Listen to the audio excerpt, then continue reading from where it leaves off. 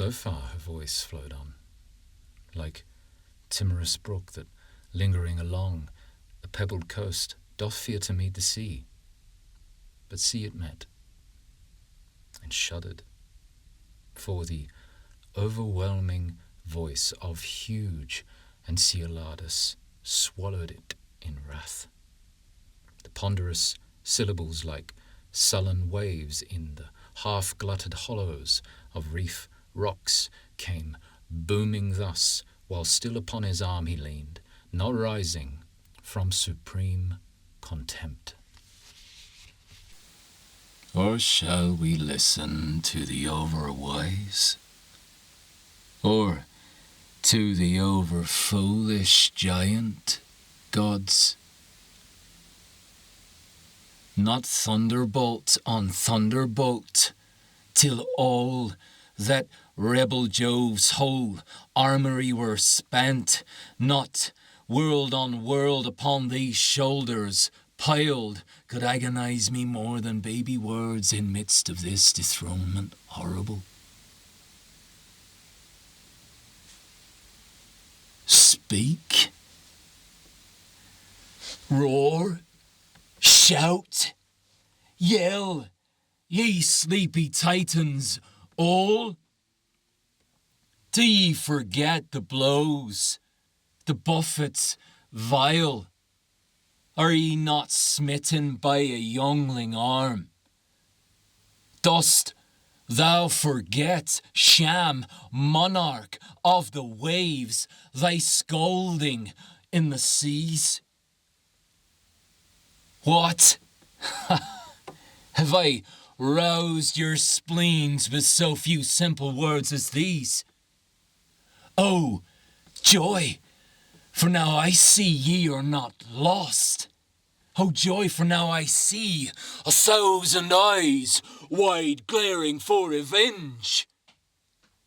Now ye are flames, I'll tell you how to burn and purge the ether of our enemies. How to feed fierce the crooked stings of fire and singe away the swollen clouds of Jove, stifling that puny essence in its tent. Oh, let him feel the evil he hath done. For though I scorn Oceanus' lore, much pain have I for more than loss of realms. The days of peace and slumberous calm are fled. Those days, all innocent of scathing war, when all their fair existences of heaven came open-eyed to guess what we would speak.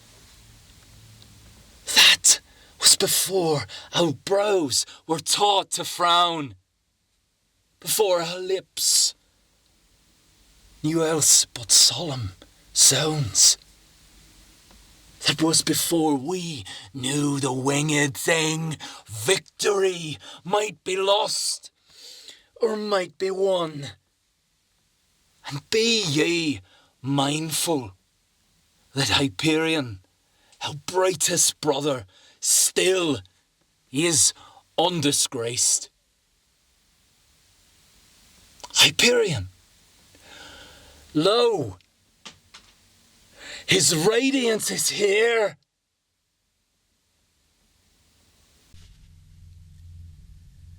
All eyes were on Enceladus' face, and they beheld, while still Hyperion's name flew from his lips up to the vaulted rocks, a pallid gleam across his features stern.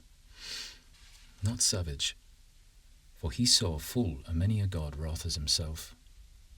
He looked upon them all, and in each face he saw a gleam of light, but splendider in Saturn's, whose hoar locks shone like the bubbling foam about a keel when the prow sweeps into a midnight cove. In pale and silver silence they remained, till suddenly a splendour like the morn pervaded all the beetling gloomy steeps, all the sad spaces of oblivion, and every gulf, and every chasm old, and every height, and every sullen depth, voiceless or hoarse, with loud tormented streams, and all the everlasting cataracts, and all the headlong torrents, far and near, mantled before in darkness and huge shade, now saw the light and made it terrible. It was Hyperion, a granite peak his bright feet touched, and there he stayed to view the misery his brilliance had betrayed to the most hateful seeing of itself. Golden his hair of short Numidian curl, regal his shape, majestic, a vast shade in the midst of his own brightness, like the bulk of Memnon's image at the set of sun to one who travels from the dusking east. Sighs, too, as mournful as that Memnon's harp he uttered, while his hands, contemplative, he pressed together and in silence stood. Despondence seized again the fallen gods at sight of the dejected king of day, and many hid their faces from the light.